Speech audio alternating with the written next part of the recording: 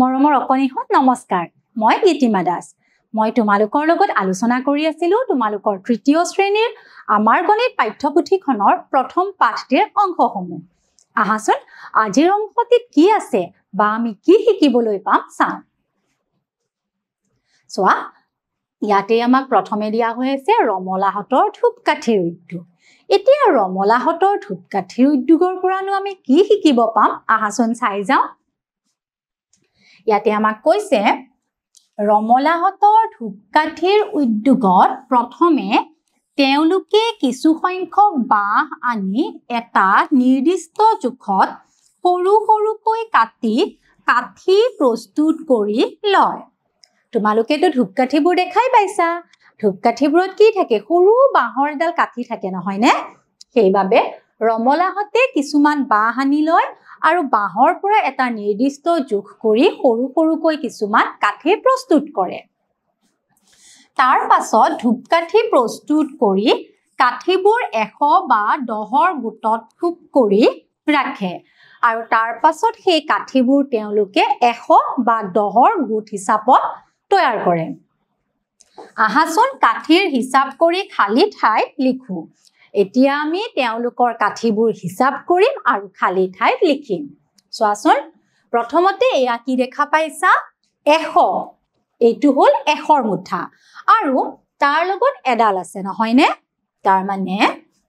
100ৰ লগত 1 লগ লগালে 101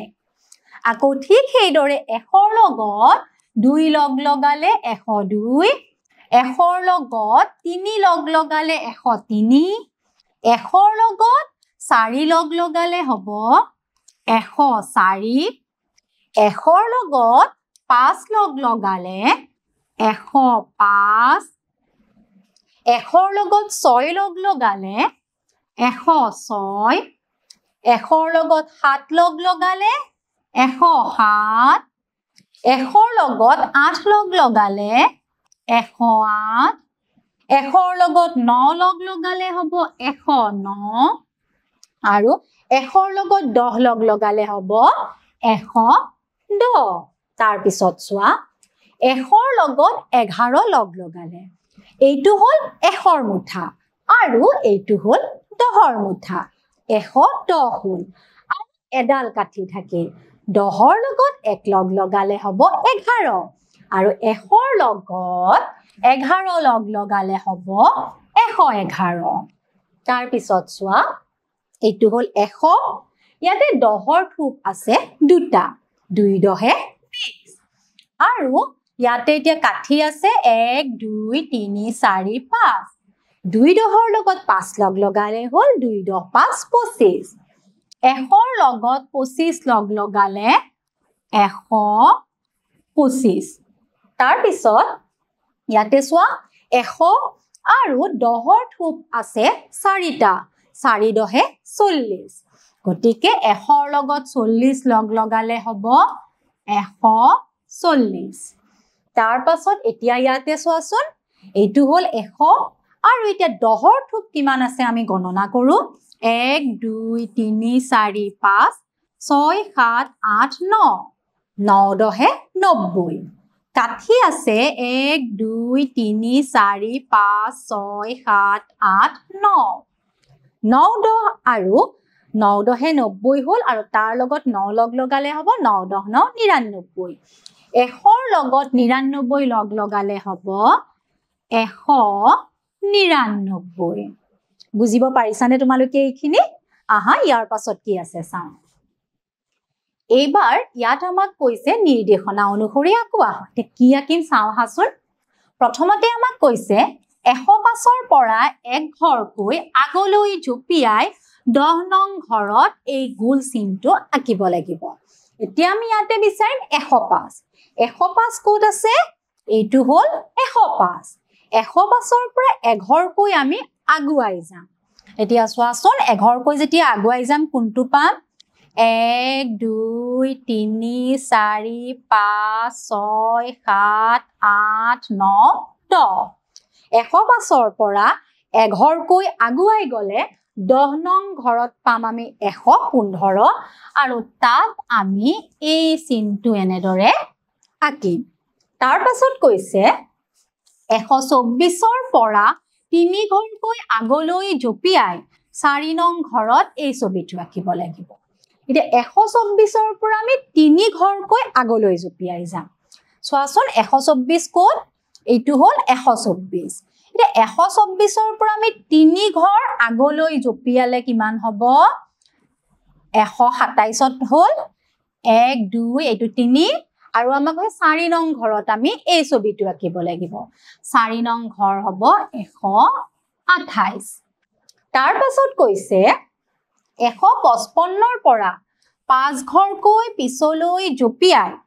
3 নং ঘৰত এই চিনটো দিব লাগিব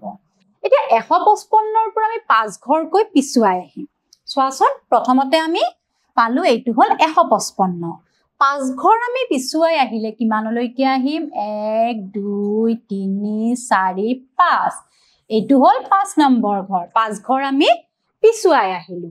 তাৰ পাছত কৈছে 3 নং ঘৰত আমি এই ছবিটো আঁকিম ইয়াৰে 3 নং ঘৰ হ'ব কোনটো এইটো গতিকে ইয়াত আমি এই যে ছবিটো দিয়া আছে সেই ছবিটো আঁকিব লাগিব বুজিব পাৰিলা নহয় ইয়াৰ পাছত আহা কি আছে চাও এবাৰ চোৱা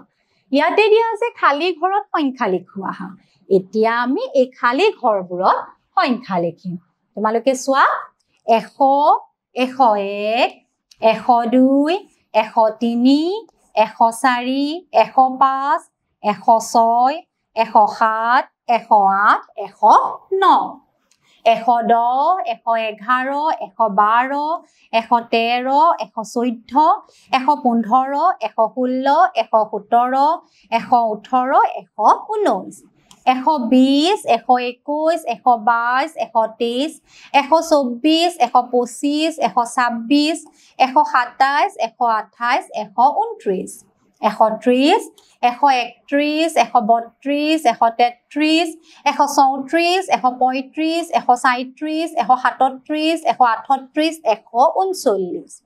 142 143 144 143 145 146 147 146 147 148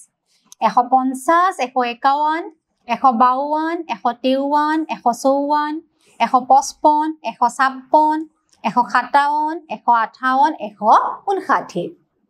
159 160 161 162 163 164 165 166 167 168 169 170 172 173 174 173 174 175 176 177 178 179 180 181 182 183 184 185 186 187 188 189 190 190 191 192 193 194 195 196 197 198 199 বুজিব পাৰিলা নহয় এতিয়া তোমালোকেও সকলোৱে এনে ধৰণেৰে